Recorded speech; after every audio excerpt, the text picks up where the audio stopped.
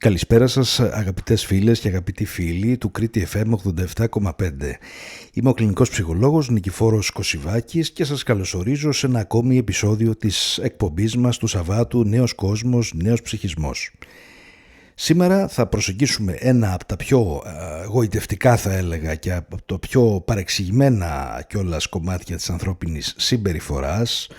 Θα μιλήσουμε για έναν κόσμο που υπάρχει γύρω μας συνεχώς, κάθε στιγμή, ακόμα και όταν δεν λέγεται ούτε μία λέξη. Δηλαδή θα μιλήσουμε για τις μικροεκφράσεις του προσώπου, τη γλώσσα του σώματος και γενικότερα αυτό που ονομάζουμε εξωλεκτική επικοινωνία. Θα προσπαθήσουμε να δούμε τι πραγματικά σημαίνουν, τι δεν σημαίνουν κάποια πράγματα, πώς τις προσεγγίζει όλες αυτές τις σύνθετες εκφράσεις η σύγχρονη ψυχολογία, πώς επηρεάζουν τις σχέσεις μας, την εργασία μας, τις κοινωνικές αλληλεπιδράσεις μας, αλλά και το πώς πολλές φορές οι άνθρωποι πέφτουμε σε σοβαρές παγίδες όταν προσπαθούμε αυτό που λέμε εισαγωγικά, να διαβάσουμε τους άλλους ανθρώπους. Θα ξεκινήσω λέγοντας ότι οι άνθρωποι δεν επικοινωνούμε μόνο με λέξεις. Νομίζω αυτό είναι ξεκάθαρο και ευρέως γνωστό. Στην πραγματικότητα ένα πολύ μεγάλο μέρος της επικοινωνίας μας είναι μη λεκτικό. Για παράδειγμα το βλέμμα, η στάση του σώματός μας, η ένταση της φωνής μας, η ταχύτητα της ομιλίας μας, η απόσταση που κάποιες φορές κρατάμε από κάποιους ανθρώπους, το πώς καθόμαστε, το πώς στρέφουμε το σώμα μας προς το συνομιλητή μας ή όχι, ή αν απομακρυνόμαστε από αυτόν, ακόμα και μικρές στιγμιαίες εκφράσεις του προσώπου μας, που και όλα αυτά μεταφέρουν πολλές πληροφορίες. Συχνά μάλιστα μεταφέρουν πολύ πιο ειλικρινές πληροφορίες από τις ίδιες τις λέξεις που στη συνέχεια εκφράζουμε λεκτικά. Θα αναφέρω ότι στη σύγχρονη ψυχολογία, η σύγχρονη ψυχολογία μάλλον, προσεγγίζει το κομμάτι της εξωλεκτικής επικοινωνίας με ένα ιδιαίτερο ενδιαφέρον, γιατί γνωρίζει πολύ καλά ότι ο άνθρωπος δεν είναι μόνο ένα λογικό, είναι ένα βιολογικό και συναισθηματικό, αλλά και φυσικά κοινωνικό. Το νευρικό μας σύστημα, όπως έχουμε πει και σε άλλες εκπομπές, είναι συνεχώς έτοιμο να αντιδράσει συνεχώς. Το σώμα μας ουσιαστικά αντιδρά πριν ακόμα προλάβουμε να οργανώσουμε τις σκέψεις μας σε μια λεκτική απάντηση. Γι' αυτό κιόλας πολλές φορές λέμε ότι κάτι δεν μου κόλλησε, κάτι ας πούμε στο βλέμμα του συνομιλητή μου με έκανε να νιώσω άβολα, αισθάνθηκα ότι μου έλεγε ψέματα, χωρίς όμως να μπορούμε πάντα ακριβώς να εξηγήσουμε το γιατί συμβαίνει αυτό. Στην πραγματικότητα ο εγκέφαλος συλλέγει τεράστιες ποσότητες μη λεκτικών πληροφοριών και στη συνέχεια τις επεξεργάζεται σε ένα βαθμό σχεδόν ασυνείδητα, σαν να μην το κατανοεί, αλλά στην πραγματικότητα στο background δουλεύει ένα επεξεργαστικό κομμάτι σε ασυνείδητο επίπεδο. Να πούμε ότι ένα από τα πιο γνωστά πεδία μελέτης είναι το κομμάτι των μικροεκφράσεων. Οι μικροεκφράσεις του προσώπου ιδίως είναι πολύ σύντομες, είναι ακούσιες εκφράσεις του προσώπου που διαρκούν κλάσματα του δευτερολέπτου και ουσιαστικά συνδέονται με τα συναισθήματά μας. Η έρευνα πάνω σε αυτές τις περιπτώσεις έχει γίνει ιδιαίτερα γνωστή μέσα από διάφορες έρευνες και ειδικά από το έργο του ψυχολόγου Paul Ekman, ο οποίος έχει μελέτησε στο παρελθόν τις βασικές ανθρώπινες εκφράσεις σε διάφορες πτυχές του και σε διαφορετικό πολιτισμικό επίπεδο, σύμφωνα δηλαδή με την προσέγγιση του, με την έρευνά του. Να πούμε ότι ορισμένα βασικά συναισθήματα όπως ο φόβος, η χαρά, η λύπη, ο θυμός, η έκπληξη φαίνεται να έχουν κοινά χαρακτηριστικά, εκφραστικά μάλλον, μοτίβα σε όλους τους ανθρώπους, ανεξαιρέτως φυλής, ηλικίας, φύλου κλπ. Αυτό όμως που πρέπει να ξεκαθαρίσουμε από την αρχή, μιας και το αναφέρουμε στην εκπομπή μας, είναι κάτι το οποίο είναι εξαιρετικά σημαντικό αναφέρομαι στο ότι η ψυχολογία δεν υποστηρίζει ότι μπορούμε να, συσσαγωγικά αυτό που είπα προηγουμένως, να διαβάσουμε με απόλυτη βεβαιότητα τη σκέψη των ανθρώπων. Αυτό είναι ένας τεράστιος μύθος που ουσιαστικά έχει δημιουργηθεί από τηλεοπτικές σειρές, βίντεο και ουσιαστικά από πράγματα τα οποία κυκλοφορούν στο διαδίκτυο και κατά κάποιο τρόπο θα έλεγα ότι εκφράζει ένα σύνολο υπεραπλουστευμένων θεωριών τύπου αν κοιτάξει δεξιά λέει ψέματα, αν σταυρώσει τα χέρια του είναι αμυντικός. Θα τα έχετε ακούσει λογικά πολλοί από εσάς. Οφείλω να πω σαν ειδικός, σαν κλινικός ψυχολόγος, ότι τα πράγματα αυτά δεν είναι τόσο απλά.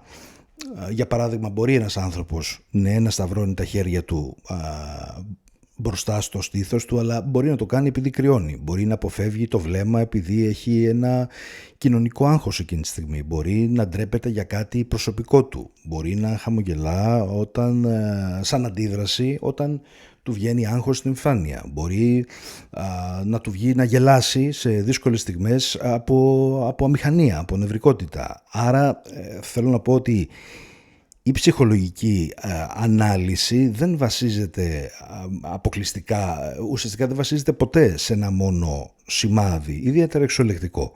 Αυτό που θέλουμε να δούμε είναι να βασιζόμαστε δηλαδή στο συνολικό πλαίσιο, στη χρονική στιγμή και ουσιαστικά στη συνοχή των συμπεριφορών και την προσωπικότητα του ατόμου που αναλύουμε συνολικά όμως, έτσι. Καταρχήν, δεν μπορούμε να αφήσουμε απ' έξω το γεγονός ότι η γλώσσα του σώματος είναι περισσότερο μια πιθανότητα κατανόησης παρά μια ουσιαστικά δυνατότητα, μια απόλυτη αποκωδικοποίηση του ανθρώπου που αναλύουμε, που έχουμε απέναντί μας. Και αυτό είναι πολύ σημαντικό να το έχουμε υπόψη μας και να το θυμόμαστε. Γιατί η επιστήμη της ψυχολογίας δεν λειτουργεί, όπως είπα, με μαγικές βεβαιότητες, δεν υπάρχουν μαγικές βεβαιότητες. Αυτό που την κάνει τη σύγχρονη ψυχολογία να έχει επιτυχημένη προσέγγιση σε ό,τι την αφορά είναι ότι λειτουργεί με πιθανότητες πρότυπα συμπεριφοράς και μια ουσιαστικά, και προσέξτε αυτό το κομμάτι, και μια σύνθετη παρατήρηση. Σκεφτείτε για παράδειγμα μια συνέντευξη σε έναν εργασιακό χώρο. Έναν άνθρωπο ο οποίος έχει πάει να δώσει μια συνέντευξη για να τον προσλάβουν σε μια εταιρεία. Δίνει μια συνέντευξη δηλαδή εργασίας. Μπαίνει δηλαδή ένα άτομο στο χώρο και πριν μιλήσει οι άλλοι έχουν ήδη σχηματίσει μια πρώτη εντύπωση για εκείνον ή για εκείνη.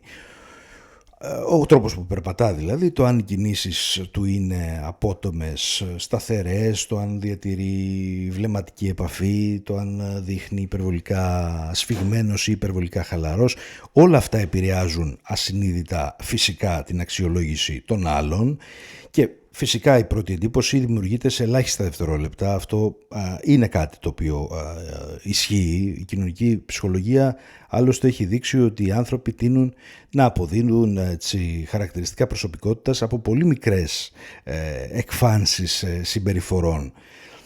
Αυτό όμως δυστυχώς, και οφείλω να το πω, δημιουργεί και εννοείται ταυτόχρονα και, όπως είπαμε μόλις τώρα, τεράστια περιθώρια να κάνουμε λάθος. Εννοείται ότι μπορούμε να διαβάσουμε συσσαγωγικά έναν άνθρωπο λανθασμένα. Μπορεί, για παράδειγμα, ένας αγχωμένος άνθρωπος μπορεί να θεωρηθεί ανασφαλής ή αναξιόπιστος, ενώ στην πραγματικότητα είναι εξαιρετικά ικανός, έτσι. Αντίθετα, ένας πολύ κοινωνικός και άνετος άνθρωπος μπορεί να θεωρηθεί αυτομάτως αξιόπιστος, ενώ ίσως ενδεχομένως να μην είναι κιόλας, να μην υπάρχει κάτι τέτοιο.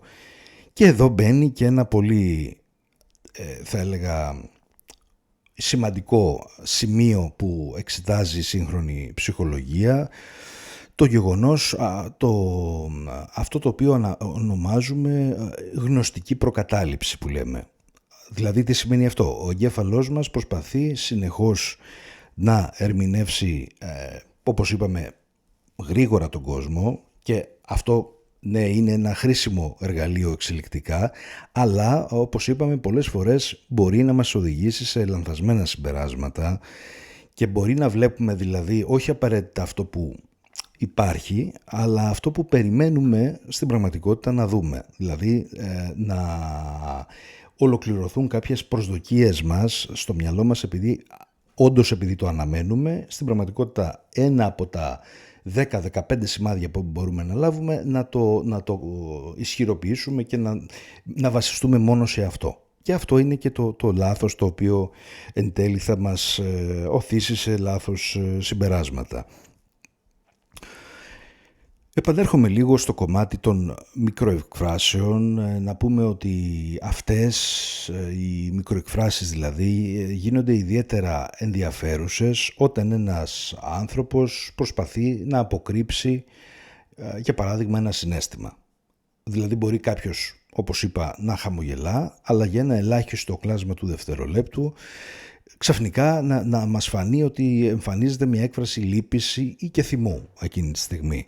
Αυτό δεν σημαίνει απαραίτητα ότι ο άνθρωπος αυτός που έχουμε απέναντί μας, επειδή έχει κάποιες αντιφατικές εκφράσεις, να σημαίνει ότι λέει απαραίτητα ψέματα. Μπορεί απλώς να βιώνει μια εσωτερική σύγκρουση, γιατί και οι εσωτερικές σύγκρουσεις σημαίνουν ότι θα βγάλουν στην εμφάνεια διαφορετικά συναισθήματα, άρα και το σώμα που ακολουθεί θα εκφραστεί με έναν αυτόματο διαφορετικό τρόπο. Η ανθρώπινη ψυχολογία είναι όντως μια σύνθετη κατάσταση, είναι μια ψυχολογία γεμάτη αντιφάσεις. Μπορεί κάποιος όπως είπαμε, να αγαπά και ταυτόχρονα να είναι θυμωμένος. Μπορεί να χαίρεται ή και να υπάρχει και ένα συναίσθημα φόβου στο background. Μπορεί να θέλουμε να δείξουμε ότι έχουμε αυτοέλεγχο, ότι κρατάμε τον έλεγχο, ενώ μπορεί μέσα μας εντωμεταξύ να νιώθουμε παράλληλα επίσης αγχωμένοι. Είναι κάτι το οποίο συμβαίνει πάρα πολύ συχνά. Μη σας πω ότι είναι κάτι το οποίο στην πραγματικότητα είναι και αναπόσπαστο κομμάτι της ανθρώπινης φύσης. Δηλαδή οι αντιφάσεις οι συναισθηματικές είναι μέρος του ανθρώπινου εγκεφάλου, της ανθρώπινης φύσης μας, επομένως είναι κάτι συχνό, είναι κάτι που συμβαίνει. Η εξωλεκτική επικοινωνία, επίσης να πούμε ότι συνολικά εννοείται ότι επηρεάζει πάρα πολύ και τις διαπροσωπικές σχέσεις μας, γιατί πολλές συγκρούσεις δεν ξεκινούν από τις λέξεις, αλλά από τον τρόπο με τον οποίο μπορεί να υπόθηκαν οι λέξεις αυτές. Δηλαδή, ο τόνος της φωνής μας, το βλέμμα μας, οι εκφράσεις που παίρνουμε, για παράδειγμα μια ειρωνική έκφραση, μια παύση την ώρα που μιλάμε, ένα βλέμμα το οποίο είναι αποδοκιμαστικό κατά τα άλλα, όλα αυτά μπορεί να μεταφέρουν ένα πολύ ισχυρό συναισθηματικό φορτίο στον απέναντι άνθρωπο και να το βιώνει αυτόματα ως μια έκφραση, μια αλήθεια την οποία εκείνη τη στιγμή οτιδήποτε λόγια και να εκφράσουμε μπορεί να μην μπορούν να την αλλάξουν. Θα περάσω τώρα και σε ένα κομμάτι στο οποίο μπορεί επίσης να παίζει ρόλο οι μικροεκφράσεις, αλλά και γενικότερα η εξωλεκτική επικοινωνία. Να πούμε και για ανθρώπους που για παράδειγμα είναι σε διάφορες, συσχετίζονται και έχουν δημιουργήσει ορισμένους δεσμούς. Για παράδειγμα, ένα ζευγάρι μπορεί να λέει νιώθουμε καλά, είμαστε καλά, αλλά το σώμα να δείχνει μια τεράστια απόσταση μεταξύ των δύο ανθρώπων. Μπορεί να κάθονται μακριά, μπορεί να αποφεύγει ο ένας το βλέμμα του αλλού, μπορεί να μην υπάρχει συγχρονισμός στις κινήσεις τους. Σε κάποια τέτοια πράγματα η ψυχολογία των σχέσεων μελετά πολύ αυτό το στοιχείο της συναισθηματικής, αυτό που λέμε συγχρονίας, γιατί οι άνθρωποι που συνδέονται συναισθηματικά συχνά τείνουν να συγχρονίζουν ασυνείδητα τη στάση, το ρυθμό της φωνής τους, ακόμα και το κομμάτι της αναπνοής τους. Άρα μας δείχνει πολλά κομμάτια το πόσο πραγματικά συνδεδεμένοι συναισθηματικά και συνολικά είναι δύο άνθρωποι.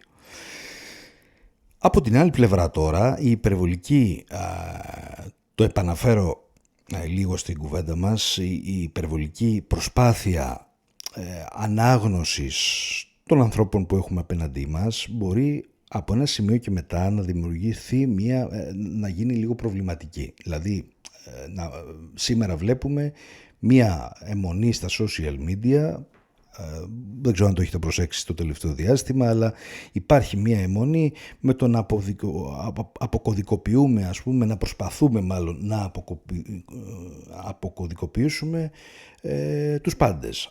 Δηλαδή θέλουμε να ξέρουμε και να μπορούμε να ξέρουμε τι σημαίνει το κάθε τι. Αν κάνει αυτό σημαίνει ότι ο άλλος σε θέλει. Αν αγγίζει τη μύτη του λέει ψέματα. Αν ανοιγοκλίνει γρήγορα τα μάτια σημαίνει ότι είναι αγχωμένος.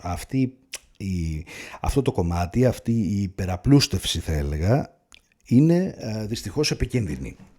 Σας το λέω ειλικρινά, γιατί είναι επικίνδυνο, γιατί οδηγεί σε παρανοήσεις και οδηγεί και σε κατά κάποιο τρόπο ψευδή αποτελέσματα, σε ψευδή συμπεράσματα, τα οποία μπορεί εμείς οι ίδιοι να θέλουμε να τα πιστέψουμε να θέλουμε να τα συμπεριλάβουμε στον τρόπο που αξιολογούμε τους ανθρώπους, αλλά εφόσον το κάνουμε πρέπει να το κάνουμε με προσοχή, γιατί πάντοτε η πραγματική ψυχολογική αξιολόγηση είναι πολύ πιο σύνθετη. Για παράδειγμα, καλή ώρα ένας κλινικός ψυχολόγος ή ένας ψυχοθεραπευτής δεν στηρίζεται ποτέ μόνο σε ένα βλέμμα ή σε μια χειρονομία του θεραπευόμενου. Παρατηρεί συνολικά το άτομο, το ιστορικό του, τη συναισθηματική του κατάσταση, τη συνέπεια ανάμεσα στα λόγια και στη συμπεριφορά του και ουσιαστικά παρατηρεί την όλη του εξέλιξη μέσα στον χρόνο στον οποίο τον γνωρίζει. Να αναφέρω επίσης ένα σημαντικό κομμάτι, το κομμάτι της κουλτούρας, το οποίο παίζει επίσης τεράστιο ρόλο στις διαπροσωπικές σχέσεις και στον τρόπο που κατανοούμε τους ανθρώπους. Ξέρετε όλοι ότι η οπτική επαφή, για παράδειγμα, σε κάποιες κοινωνίες μπορεί να θεωρείται ένδειξη αυτοπεποίθησης, ενώ αντίθετα σε κάποιες άλλες μπορεί να θεωρείται και ένα δείγμα αγένειας. Ή σε ακραίες περιπτώσεις, σε κάποιες άλλες πολιτισμικές κουλτούρες, να υπάρχει το κομμάτι της πρόκλησης μέσω της έντονης βλεμματικής επαφής.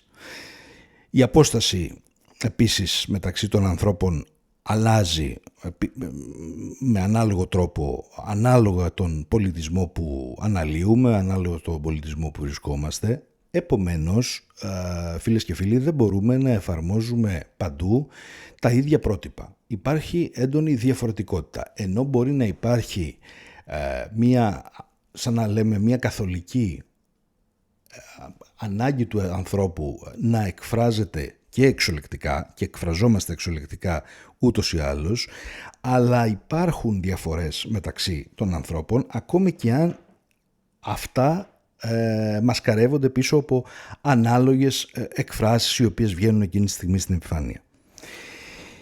Για να μην μπερδευτούμε, θα προσπαθήσω να σας θέσω και ένα πολύ ενδιαφέρον στοιχείο, το οποίο είναι το ότι το σώμα μας συχνά μας μιλά πριν συνειδητοποιήσει κάτι, πριν εμείς οι ίδιοι συνειδητοποιήσουμε κάτι για τον άλλον άνθρωπο. Δηλαδή, για παράδειγμα, κάποιος που μπορεί να νιώθει άβολα σε μια συζήτηση και το σώμα του να αρχίσει να στρέφεται, να δείχνει, ας πούμε, τα πόδια του να δείχνουν προς την έξοδο. Ή μπορεί να νιώθει έλξη και να μειώνει ασυνείδητα την απόσταση από τον άλλον. Αυτές οι συμπεριφορές δεν είναι απαραίτητα προσχεδιασμένες, είναι αποτελέσματα του κομματιού της αλληλεπίδρασης συναισθήματος και ξεκάθαρα μία πτυχή, μία προέκταση του ίδιου του νευρικού συστήματος. Γι' αυτό κιόλας εδώ η νευροψυχολογία επίσης σε αυτό έχει ασχοληθεί, έχει ερευνήσει και έχει συμβάλει πολύ στο κομμάτι της κατανόησης που έχουμε πλέον για την εξολεκτική επικοινωνία. Μας λέει λοιπόν η νευροψυχολογία ότι ο εγκέφαλός μας διαθέτει συστήματα που είναι σχεδιασμένα να ανιχνεύουν κοινωνικά σήματα. Οι λεγόμενοι κατοπτρικοί νευρώνες, όπως ονομάζονται, συνδέονται με την ικανότητά μας να αντιλαμβανόμαστε τις πράξεις αλλά και τα συναισθήματα των άλλων ανθρώπων. Όπως είπαμε, όταν βλέπουμε έναν άνθρωπο να πονάει ή να χαμογελάει, ενεργοποιούνται μέσα μας αντίστοιχα νευρονικά μοτίβα αυτόματα και αυτό συνδέεται άμεσα με αυτό που ονομάζουμε ενσυναίσθηση. Γι' αυτό κιόλας πολλές φορές μπορεί να αισθανόμαστε την ένταση ενός χώρου χωρίς να έχει πραγματικά, μπορεί να μην έχει υποθεί ούτε λέξη. Μπορεί να μπαίνουμε σε ένα δωμάτιο και να αντιλαμβανόμαστε αμέσως αν υπάρχει σύγκρουση, αν υπάρχει ψυχρότητα, αν υπάρχει χαλαρότητα. Και ο εγκέφαλος ουσιαστικά διαβάζει συνεχώς, λαμβάνει συνεχώς δηλαδή εξολεκτικά δεδομένα.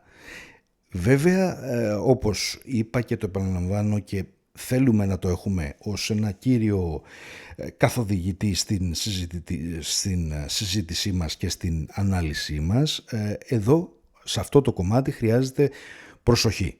Είναι άλλο το κομμάτι της ενσυναίσθησης και είναι άλλο το κομμάτι της προβολής.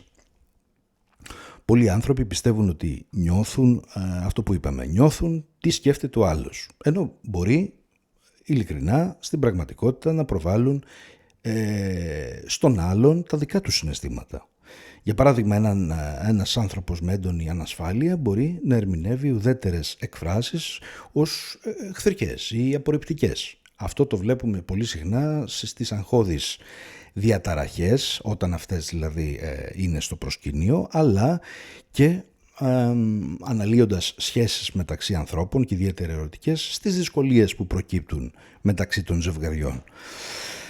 Η γλώσσα του σώματος εδώ, να πούμε επίσης ότι συνδέεται πάρα πολύ με το κομμάτι του αισθήματος, της αυτοπεποίθησης που έχει ένας άνθρωπος.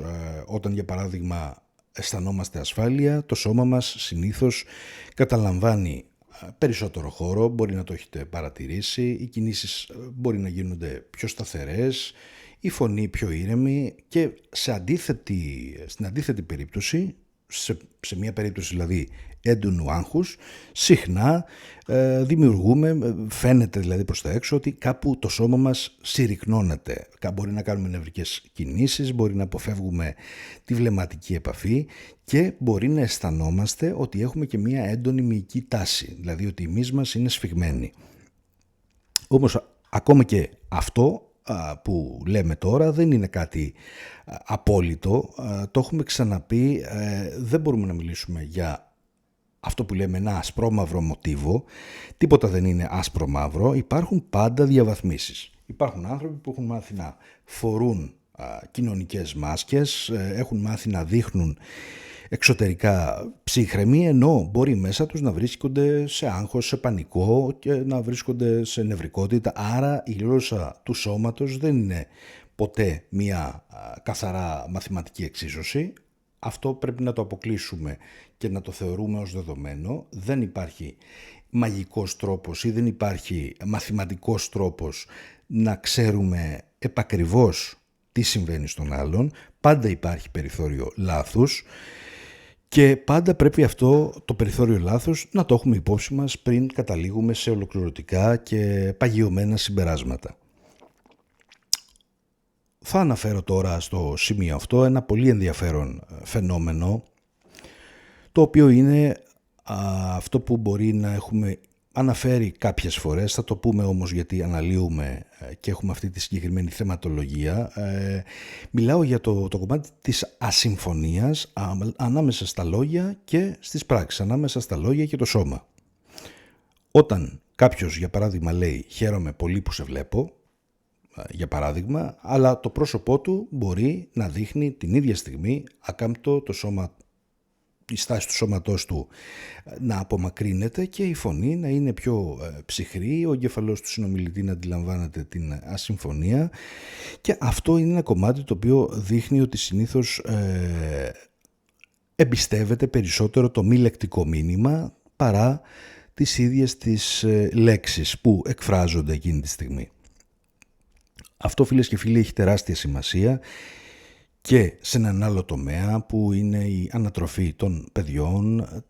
Να πούμε ότι τα παιδιά προσπαθούν τουλάχιστον, είναι σε διαρκή επιφυλακή να διαβάσουν εισαγωγικά συνεχώς τους ίδιους τους γονείς. Μπορεί ένας γονιός να λέει όλα είναι καλά, έτσι, αλλά το παιδί να αντιλαμβάνεται, να λαμβάνει ένταση, να λαμβάνει άγχος, να λαμβάνει φόβο και να τα λαμβάνει από τον τρόπο που εκφράζεται, από τον τρόπο που ακούει τη φωνή του γονέα ή και από τον τρόπο με τον οποίο οι εξωλεκτικές εκφράσεις, πώς το σώμα του δηλαδή φαίνεται προς τα έξω. Και τα παιδιά είναι εξαιρετικά ευαίσθητα στην εξωλεκτική επικοινωνία, γιατί εξελικτικά να πούμε ότι εξαρτώνται απόλυτα από την ικανότητά τους να ανιχνεύουν την συναισθηματική κατάσταση των γονέων τους. Είναι θέμα επιβίωσης δηλαδή, και γι' αυτό το λόγο ειδικά στα πρώτα χρόνια λειτουργούν πιο πολύ ενστικτωδώς, πιο πολύ αυτόματα, πιο πολύ ασυνείδητα. Άρα γι' αυτό το λόγο το κομμάτι τους αυτό είναι επίσης πολύ αναπτυγμένο, έχει βγει στην επιφάνεια σε μεγαλύτερο βαθμό. Είναι αναγκαιότητα δηλαδή ενός παιδιού να ανιχνεύει τις μικροεκφράσεις για να καταλάβει πόσο ασφαλή μπορεί να αισθάνεται. Θα πούμε τώρα ότι στο πλαίσιο το ψυχοθεραπευτικό, στην διαδικασία της ψυχοθεραπείας, επίσης η παρατήρηση της εξωλεκτικής συμπεριφοράς είναι ένα πολύ σημαντικό κομμάτι. Όχι όμως με τρόπο αστυνομικό, να το πω έτσι. Δεν προσπαθούμε να πιάσουμε τον άνθρωπο σε ψέμα, να τον βγάλουμε ψεύτη. Προσπαθούμε να κατανοήσουμε τη συναισθηματική του εμπειρία. Μπορούμε να προσπαθούμε να βλέπουμε, να παρατηρούμε πότε αποφεύγει ένα θέμα, πότε είναι σφιγμένος, πότε εμφανίζεται έτσι μια λυπημένη έκφραση πίσω από ένα χαμογελό του, πότε το σώμα του δείχνει φόβο, ενώ μπορεί οι λέξεις του να θέλουν να δείχνουν ότι ελέγχει την κατάσταση.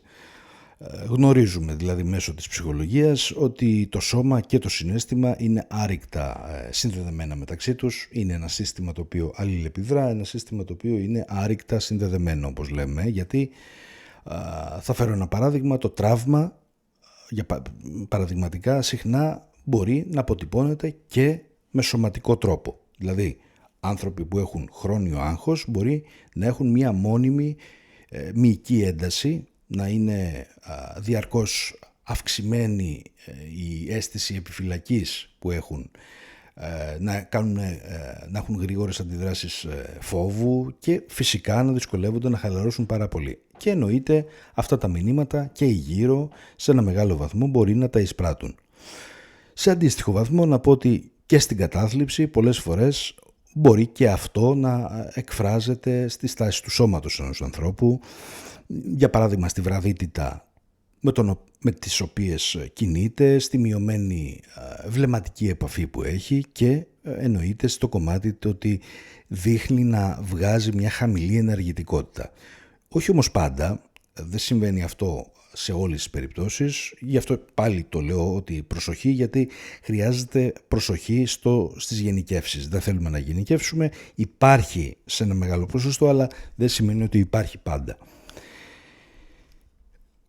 Ερχόμαστε λίγο στο κομμάτι του σήμερα, γιατί σήμερα χρησιμοποιούμε όλο και περισσότερο την ψηφιακή επικοινωνία, δηλαδή έχουμε τα μηνύματα, τα social media, τα emails, και εδώ ουσιαστικά μέσω αυτού εμφανίζεται και ένα τεράστιο πρόβλημα. Άλλωστε λείπει το μεγαλύτερο μέρος αυτού που ακριβώς αναλύουμε σήμερα. Λείπει το μέρος της εξωλεκτικής επικοινωνίας. Δεν βλέπουμε μέσω αυτού του τρόπου επικοινωνίας, μέσω από τα mails, μέσα από τα media, δεν βλέπουμε απόλυτα το πρόσωπο, δεν ακούμε τον τόνο όπως ακούγεται από κοντά, δεν αντιλαμβανόμαστε σε καμία περίπτωση τη στάση του σώματος του άλλου ανθρώπου, και ουσιαστικά με αυτόν τον τρόπο δημιουργούνται και πολύ εύκολα πλέον παρεξηγήσεις, γιατί λείπει ένα πολύ σημαντικό κομμάτι, αναπόσπαστο κομμάτι της ανθρώπινης επικοινωνίας. Για παράδειγμα, ένα απλό μήνυμα που μπορεί να λάβουμε, μπορεί ένας άνθρωπος να το εκλάβει ως ψυχρό, ένας άλλος ως επιθετικό, ενώ μπορεί να μην ήταν. Ο ανθρώπινος εγκέφαλος, ξαναλέω, είναι φτιαγμένος για μια άμεση κοινωνική αλληλεπίδραση, όχι μόνο για την γραπτή επικοινωνία. Φυσικά και αυτή πολλές φορές είναι αναγκαία, αλλά το ότι χάνεται η εξωλεκτική επικοινωνία εξηγεί αυτό γιατί προκύπτουν στη σύγχρονη εποχή και πολλές διαδικτυακές συγκρούσεις και μάλιστα συγκρούσεις που κλιμακώνονται και τόσο γρήγορα όσο μπορούμε να ακούμε στα διάφορα μέσα. Να αναφέρω φίλες και φίλοι ότι η εξολεκτική επικοινωνία που λέμε και αναλύουμε παίζει ένα τεράστιο ρόλο και στο πλαίσιο της ηγεσίας και παίζει γιατί οι άνθρωποι δεν ακολουθούν μόνο λόγια όπως είπαμε, ακολουθούν την παρουσία, ακολουθούν το κομμάτι της σταθερότητας, της ηρεμίας που βγάζει ένας ηγέτης, η βεβαιότητα η οποία μπορεί να εκφράζεται μέσω της γλώσσας του σώματός του, η συναισθηματική ρύθμιση και όλα αυτά είναι μη λεκτικά κομμάτια. Ένας άνθρωπος μπορεί να έχει εξαιρετικό λόγο, αλλά αν το σώμα του δείχνει ασυνέπεια, δείχνει άγχος, αυτό το κοινό μπορεί σε ένα βαθμό ή μάλλον σε ένα μεγάλο βαθμό να το αντιλαμβάνεται. Μπορεί να μην γνωρίζει την αιτία φυσικά που το αντιλαμβάνεται, μπορεί να μην γνωρίζει το γιατί, μπορεί ο άνθρωπος αυτός να έχει άγχος ή μπορεί γιατί να δείχνει χύψη αντιδράσεις, αλλά μπορεί να αντιλαμβάνεται μια κατάσταση στην οποία μπορεί να τον μπερδεύει, μπορεί να αντιλαμβάνεται δηλαδή κάποια μεικτά σήματα. Από την άλλη, αγαπητοί ακροατές, πρέπει να είμαστε πολύ προσεκτικοί με τους ανθρώπους που έχουν εξαιρετική εξολεκτική επιρροή, αλλά και ταυτόχρονα μια ανθυγιεινή προσωπικότητα που λέμε. Υπάρχουν όντως, εδώ πρέπει να πούμε ότι υπάρχουν άνθρωποι με αυτό που λέμε υψηλή κοινωνική ευφυΐα, έχουν στο τσεπάκι τους την ικανότητα χειραγώγησης και φαίνεται να διαθέτουν έναν εξαιρετικό έλεγχο της δικής τους εικόνας.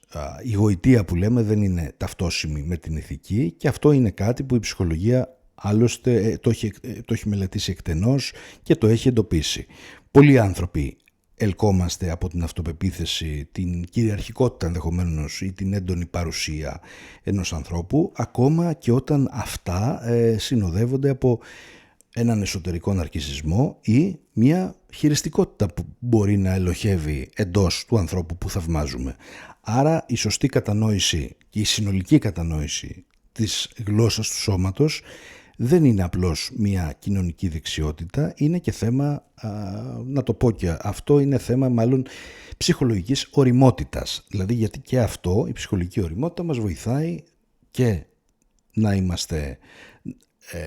να αξιολογούμε την κρίση μας πιο σωστά, να βλέπουμε πού μπορεί να έχουμε κάνει λάθος, να γνωρίζουμε ότι δεν γνωρίζουμε τα πάντα, γιατί και αυτό είναι ένα μεγάλο κομμάτι φιλοσοφικό μεν, σοκρατικό, αλλά πραγματικό, ότι γνωρίζω ότι δεν γνωρίζω τίποτα. Μπορεί όντως να μην είναι ότι δεν γνωρίζουμε τίποτα, αλλά σίγουρα δεν μπορούμε να πούμε ότι τα γνωρίζουμε όλα σε όλα τα επίπεδα.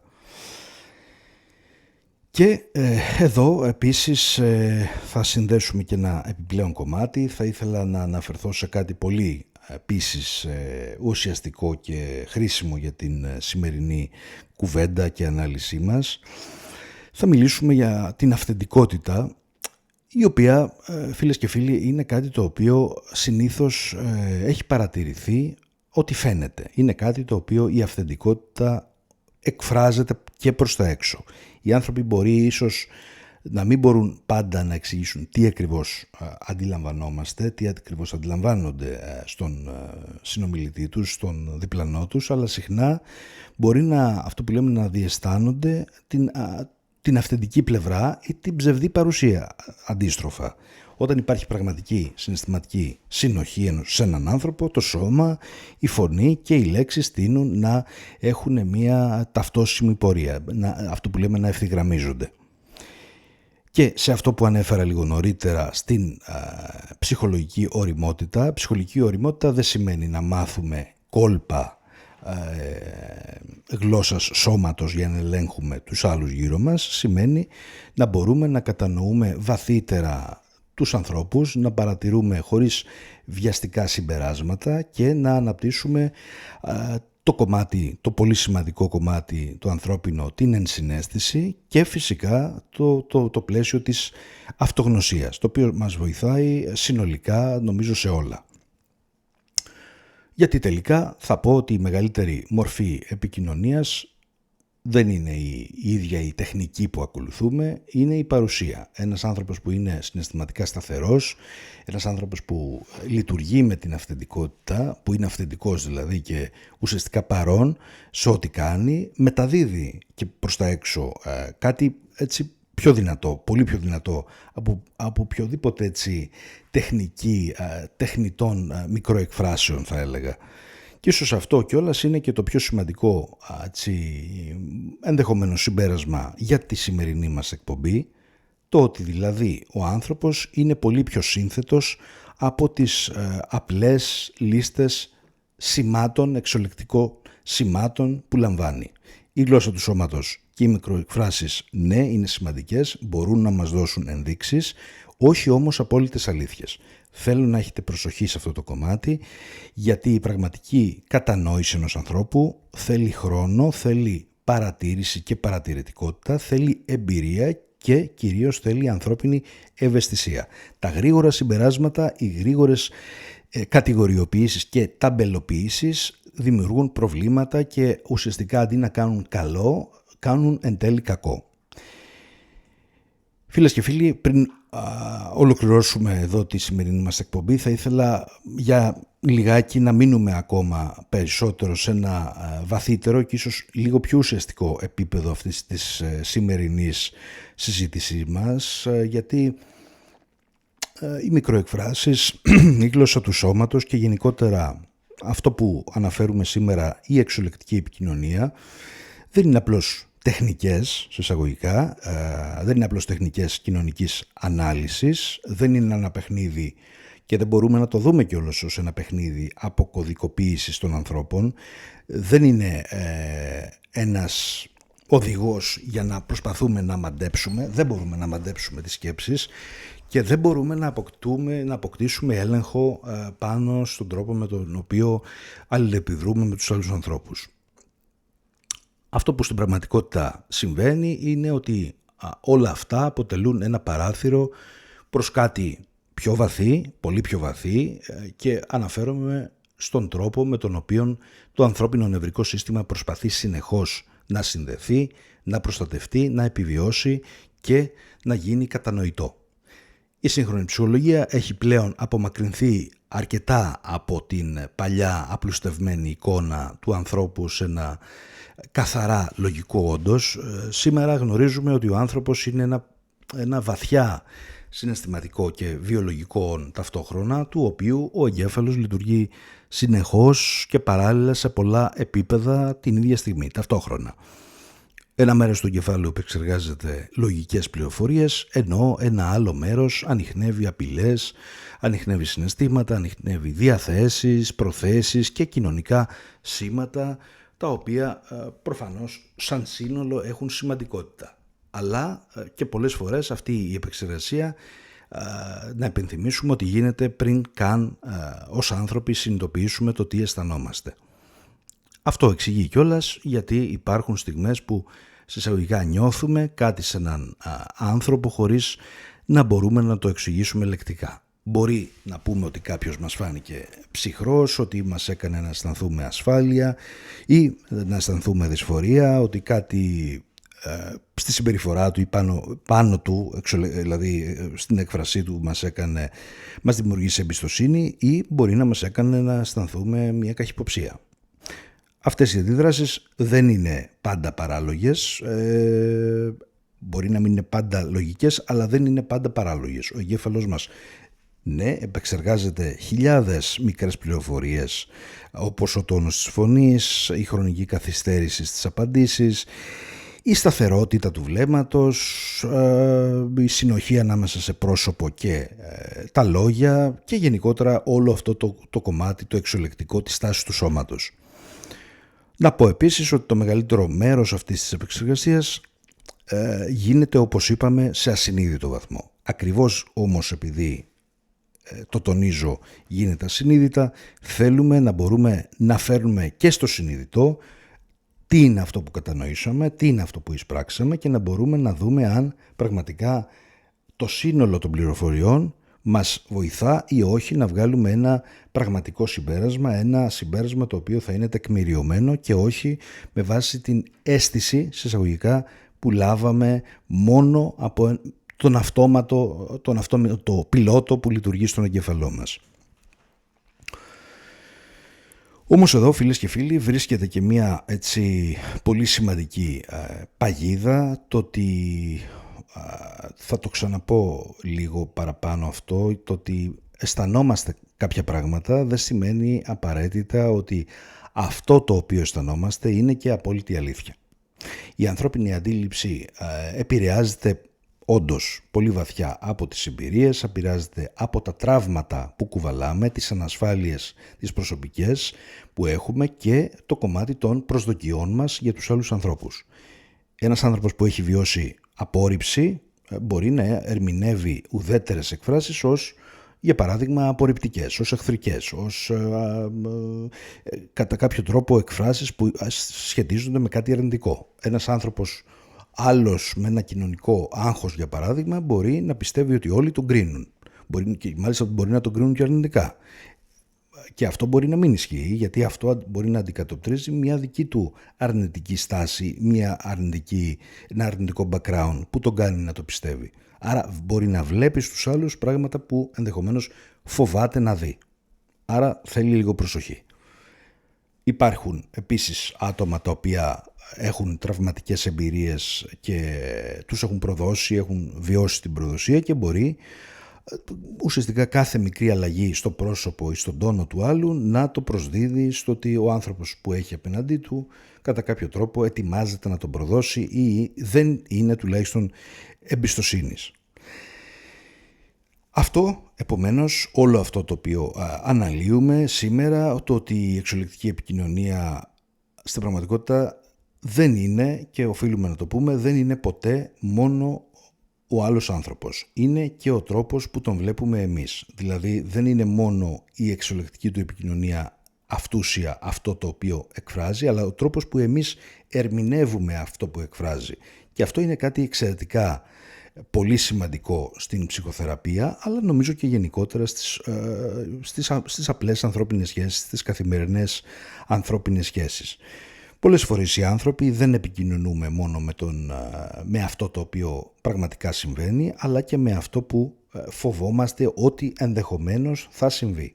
Σκεφτείτε πόσες φορές έχουν επιβαρύνθει οι άνθρωποι από ερμηνείες. Ένα βλέμμα που μπορεί να πήραν και να θεωρήθηκε ως αδιάφορο, μια καθυστέρηση στην απάντηση που ερμηνεύθηκε ως μια απόρριψη, δηλαδή ένα μήνυμα που διαβάστηκε ως ειρωνικό. Ο ανθρώπινος εγκέφαλος, ο εγκέφαλός μας έχει μια έντονη ανάγκη να προσπαθεί να κάνει το εξής, να γεμίσει τα κενά που λέμε.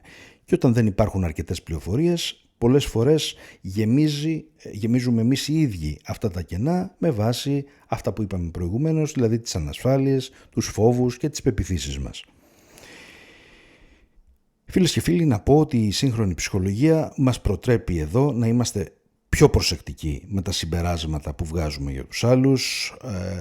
Ναι, η γλώσσα του σώματος μπορεί να προσφέρει ενδείξεις, αλλά όχι σε καμία περίπτωση βεβαιότητες.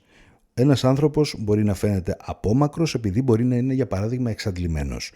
Μπορεί να αποφεύγει το βλέμμα επειδή έχει κοινωνική φοβία. Μπορεί να δείχνει μια ψυχρότητα με τους άλλους ανθρώπους, ενώ μπορεί στην πραγματικότητα να είναι απλώς υπερβολικά συναισθηματικά υπερφορτωμένος, θλιμμένος, πληγωμένος ή και ανασφαλής. Και κατά κάποιο τρόπο, με αυτόν τον τρόπο να αμήνεται. Όχι απαραίτητα επειδή είναι ψυχρός, ότι θέλει να εκφράσει μια ψυχρότητα ή ότι επειδή μέσα του δεν αισθάνεται συναισθήματα, ίσα ίσα μπορεί αυτό να τον κάνει, το ότι είναι υπερφορτωμένος δείχνει ότι προφανώς μάλλον έχει πολλά συναισθήματα και όχι λίγα.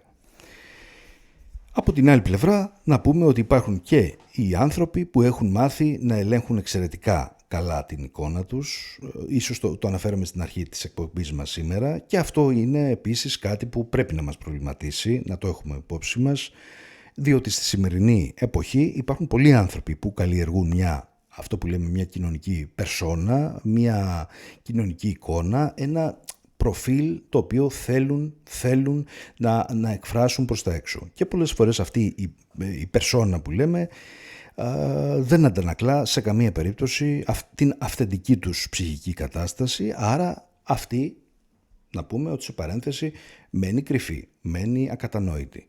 Μπορεί να βλέπουμε καθημερινά ανθρώπους που δείχνουν χαμογελαστοί, επιτυχημένοι, κοινωνικοί κλπ.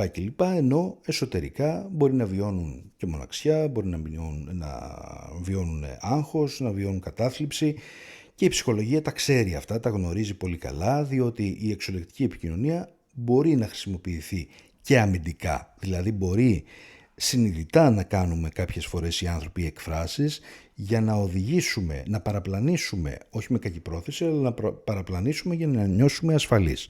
Για παράδειγμα, ένα χαμόγελο δεν σημαίνει πάντα ότι είναι χαρά, μπορεί να είναι άμυνα, μπορεί να είναι μια υποχρέωση, μπορεί να είναι ένας τρόπος απόκρυψης μιας δυσφορίας. Όλα αυτά μπορεί να υπάρχουν.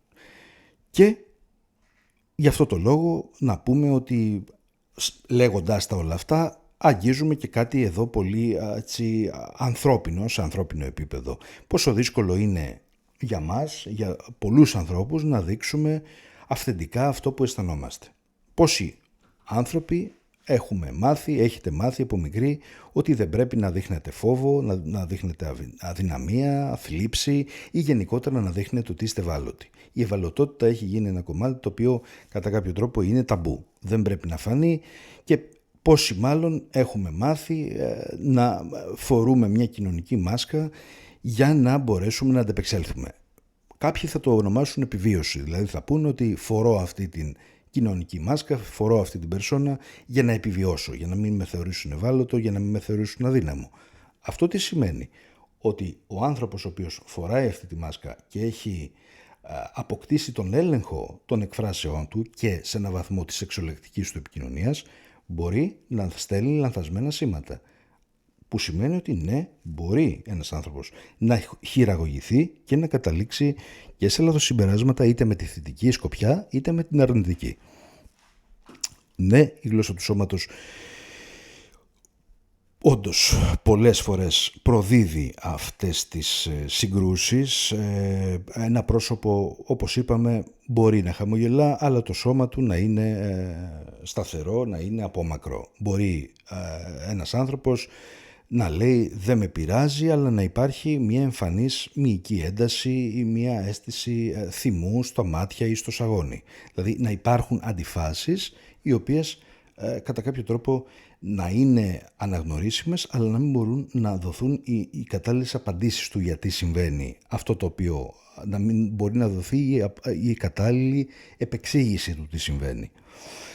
Δεν πρέπει να βλέπουμε αυτές τις αντιδράσεις, φίλες και φίλοι, σαν αποδείξεις, πρέπει να τις βλέπουμε σαν πληροφορίες. Είναι καλό να λαμβάνουμε πληροφορίες, είναι καλό να λαμβάνουμε σημάδια, και όντως αυτά τα σημάδια μπορεί να δείχνουν ότι κάτι συμβαίνει εσωτερικά, και εκεί είναι που χρειάζεται η ανθρώπινη ευαισθησία, γιατί δεν θέλουμε, όπως είπαμε, τη βιαστική κριτική, η οποία βιαστική κριτική δυστυχώς είναι στη σημερινή εποχή πολλές φορές κάτι το οποίο συμβαίνει.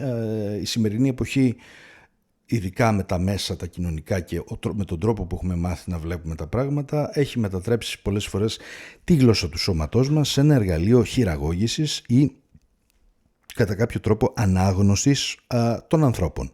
Βλέπουμε συνεχώς στο Instagram, σε διάφορα μέσα, βίντεο που υπόσχονται να μας μάθουν πώς να καταλαβαίνετε αν κάποιος λέει ψέματα ή πώς να ελέγχετε τους άλλους μέσω της τάσης του σώματος. Η πραγματική ψυχολογία είναι ένας πολύ πιο σοβαρός τομέας και πιο σύνθετος από αυτό. Ο άνθρωπος δεν είναι μηχανή, μπορεί να έχει στοιχεία και να μπορούμε να τον παρομοιάσουμε λόγω αυτοματισμών με κάτι τέτοιο, αλλά δεν υπάρχει ένα κουμπί που πατάμε και αποκωδικοποιούμε πλήρως μία προσωπικότητα.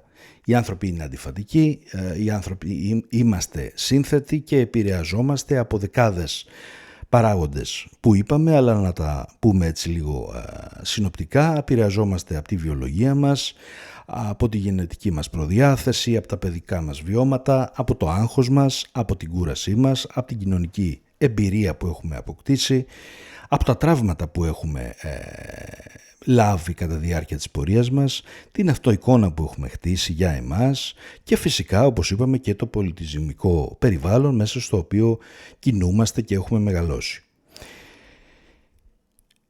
Αγαπητοί ακροατές, ένα ακόμα σημαντικό στοιχείο σε όλα αυτά, το οποίο θέλω να το αναφέρω, είναι το πώς το σώμα μας δηλαδή συνδέεται με το τραύμα και το χρόνιο στρες.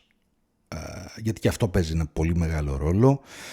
Η σύγχρονη ψυχοθεραπεία μας δίνει πλέον και δίνει πολύ μεγάλη σημασία στη σωματική διάσταση συνολικά των συναισθημάτων. Το σώμα μας, όπως είπαμε και στην προηγούμενη εκπομπή, ενδεχομένως κάποιοι θα το έχετε υπόψη σας, το σώμα έχει μνήμη, το σώμα θυμάται. Άνθρωποι, για παράδειγμα, που έχουν ζήσει μακροχρόνιο φόβο ή ανασφάλεια, συχνά αναπτύσσουν μία μόνιμη υπερένταση η οποία τους συνοδεύει. Το νευρικό του σύστημα βρίσκεται σε μία διαρκή επιφυλακή για να μπορέσει να δώσει το κατάλληλο σήμα που θα τους βοηθήσει υποθετικά να επιβιώσουν. Αυτό μπορεί να φαίνεται εντωμεταξύ στις εκφράσεις τους, στη στάση του σώματός τους, στην ταχύτητα των αντιδράσεών τους, στην δυσκολία του να χαλαρώσουν και γενικότερα στη δυσκολία που υπάρχει να φτάσουν σε μια κατάσταση ηρεμίας. Μερικές φορές μάλιστα ακόμα και υπάρχουν άνθρωποι οι οποίοι ο τρόπος με τον οποίο επιτελούν τις πιο βασικές τους λειτουργίες, όπως η αναπνοή, μπορεί να προδίδει μια κατάσταση ενυπάρχουσα, μια κατάσταση μάλλον μόνιμης εσωτερικής άμυνας. Με αντίστοιχο τρόπο να πω ότι η ασφάλεια και η συναισθηματική σταθερότητα επηρεάζουν επίσης το σώμα μας.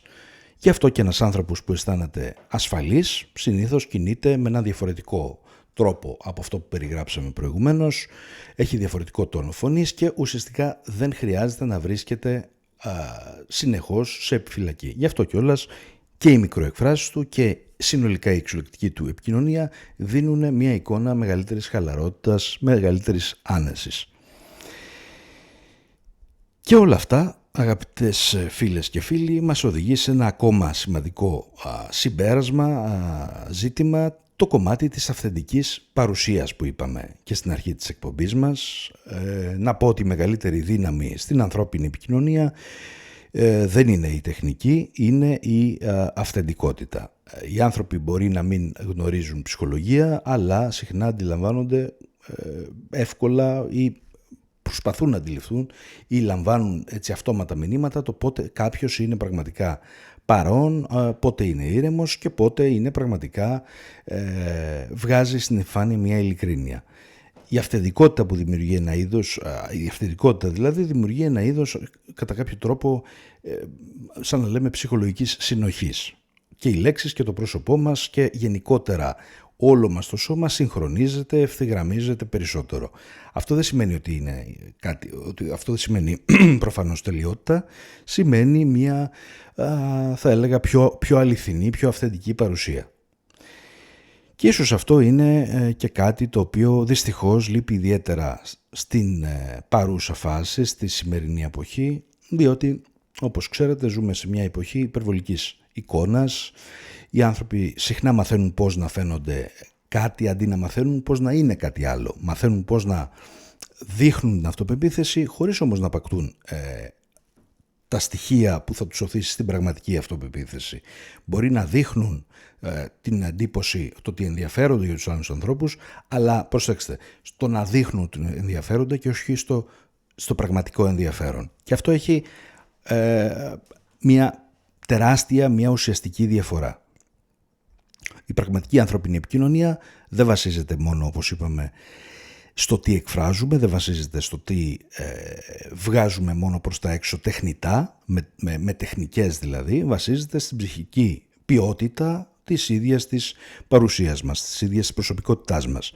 Ένας άνθρωπος που ακούει πραγματικά, που δεν προσπαθεί διαρκώς να εντυπωσιάσει ή να αμυνθεί, συνήθως μεταδίδει και κάτι πολύ διαφορετικό και πολύ ουσιαστικό. Και αυτό είναι νομίζω από τα σπάνια κομμάτια τα οποία δυστυχώς δεν κυριαρχούν στη σημερινή εποχή, αλλά είναι κάτι το οποίο θα θέλαμε να ανακαλύψουμε και να καλλιεργήσουμε ώστε όσο το δυνατόν περισσότερο να είμαστε πιο αυθεντικοί εν τέλει και πιο αυθεντικοί όχι μόνο με τους άλλους αλλά και με τον εαυτό μας. Θα ήθελα επίσης, αγαπητοί ακροατές, να πω στο σημείο αυτό και κάτι ιδιαίτερα σημαντικό για τους ανθρώπους που έχουν έντονη τάση να υπεραναλύουν τα πράγματα. Πολλοί από εμάς υπεραναλύουμε τις καταστάσεις και κατ' επέκταση τους ανθρώπους που έχουμε απέναντί μας. Υπάρχουν άνθρωποι που παρατηρούν υπερβολικά τους άλλους προσπαθώντας να καταλάβουν τι σκέφτονται οι άλλοι ή τι αισθάνονται. Αυτό πολλές φορές συνδέεται με το άγχος, την ανασφάλεια και φυσικά πολλές φορές ακόμα και με μια φοβία απόρριψης, διότι ο εγκέφαλος είναι σαν να προσπαθεί να εντοπίσει και να προβλέψει έναν ενδεχόμενο κίνδυνο. Άρα ακόμα και η τάση μας να υπεραναλύουμε μπορεί να θεωρηθεί και μια ανασφάλεια, μπορεί να θεωρηθεί μια τάση φοβικής τάσης απέναντι στη ζωή, γιατί προσπαθούμε στην κάθε στιγμή να εντοπίσουμε κάτι αρνητικό.